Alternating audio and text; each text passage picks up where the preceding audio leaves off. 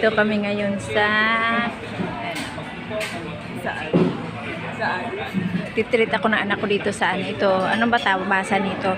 Butikyu Ramen House. Kakain kami dito. Titikman namin kung ano lasa ng pagkain nila dito kasi ano to?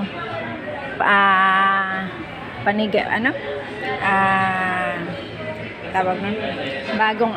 Bago sa pandinig si Butikyu. Yes, thank you. Iced tea. Yeah. Thank you.